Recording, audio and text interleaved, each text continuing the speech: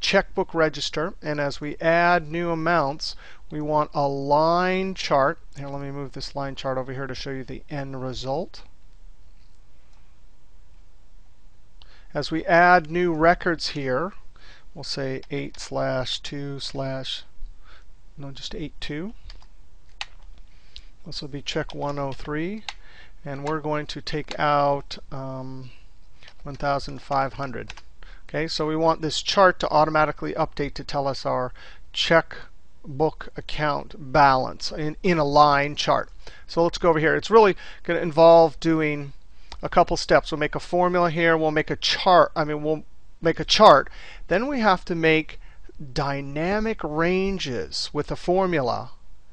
Save them as a defined name and insert those into the chart. So let's do it. First thing is we have date, check number or deposit, description, amount in, amount out, and our balance. So we want a formula here that we can copy all the way down to our bottom of our template, however big it is.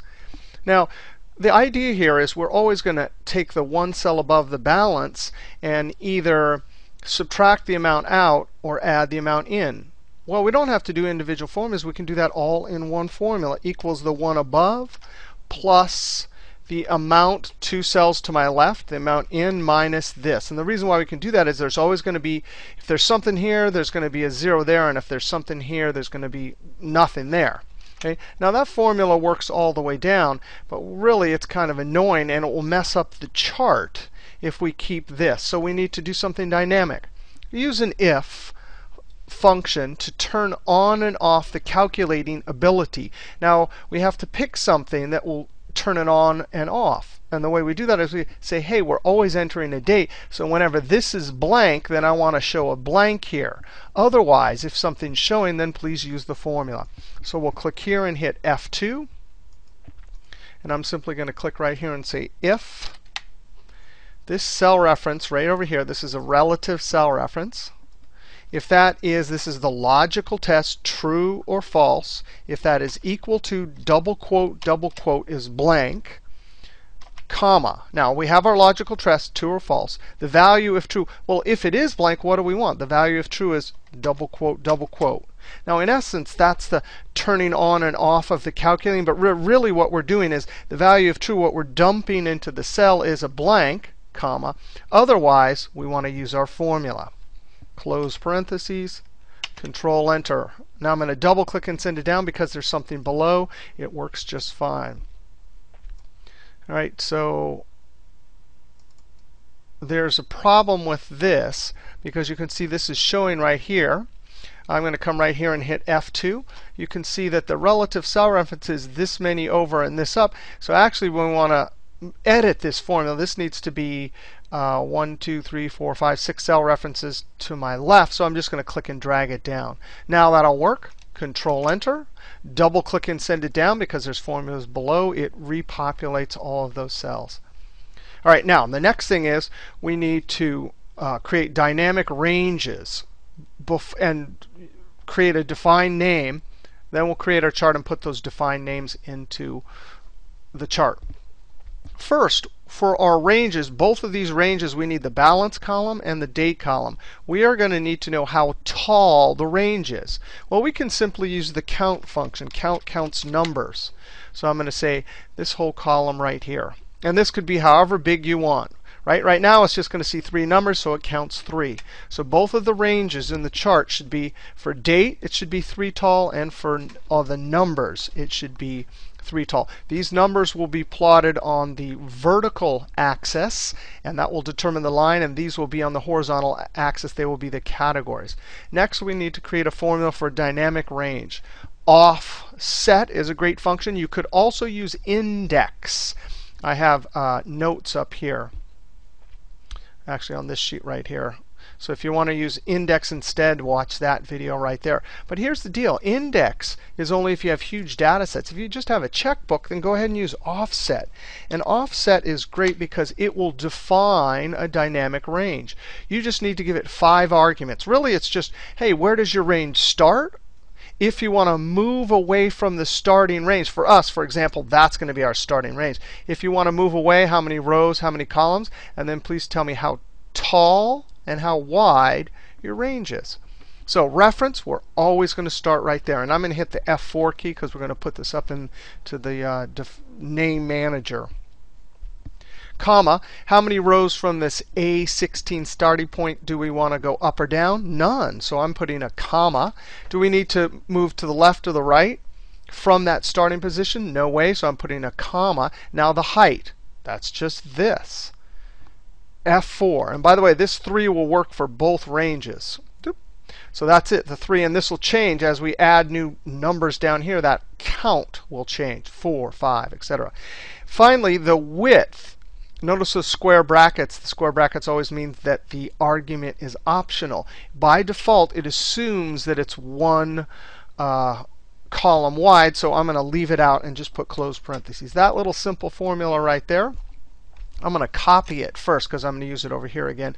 Now, 2 ways we can check to see if this is doing what we think it's going to do. One is you can hit the F9 and see, sure enough, it got those numbers there. I'm going to Control Z. To enter this formula into the cell, I'm going to Control Shift Enter. Now, I could just come down here and put just to test it 8.1. And then I'm going to put just to test it. Notice the 4 updated from our count. Now I'm going to come here and hit the F9. Sure enough, it updated. Escape, because I don't want to hard code those in. Now I'm going to delete this. That was just a test. Now I want to do our next formula. Control V.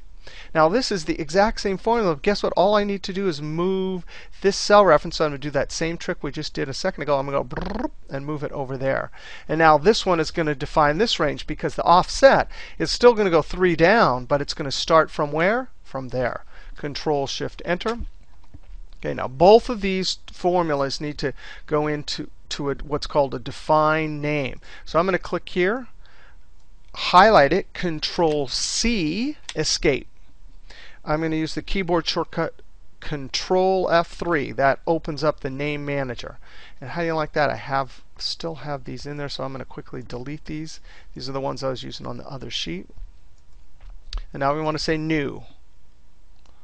Now this is for the balance column, so I'm going to put balance, and I'm going to put underscore. When you do this, if you're following along, the underscore will be on this sheet. This one, you go ahead and just put balance. I'm going to come down here. I'm going to hit the delete key. Then I'm going to Control V. That's our formula. Now, I'm going to click OK. And now we can test it here, just like we tested it down in the cells. But now, if we click on this collapse button, it'll show us the dancing ants, which a range usually does when you're putting in a formula. Sure enough, it got it right.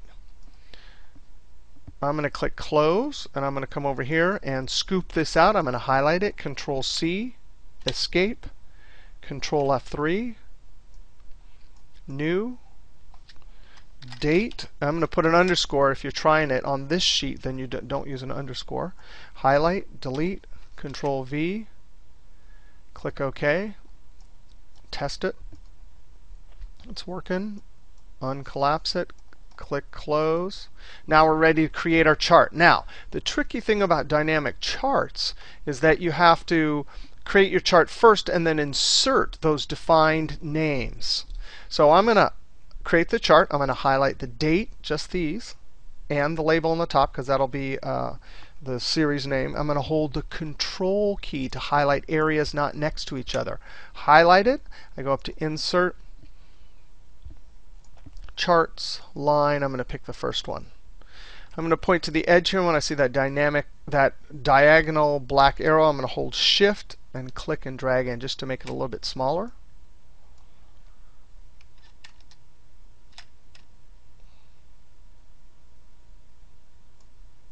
I'm going to click right there and hit Delete. I don't need that. Now, I'm going to insert my names. I have my ribbons very small. It's the context sensitive. If you click out here, you don't see them. If you click on the chart, you do Design. And then in the data group, Select Data. And Select Data is really the power of the charting engine, because you can do all sorts of amazing things that the automatic chart wizard doesn't do. Now I'm going to click here on Balance and click Edit. Right?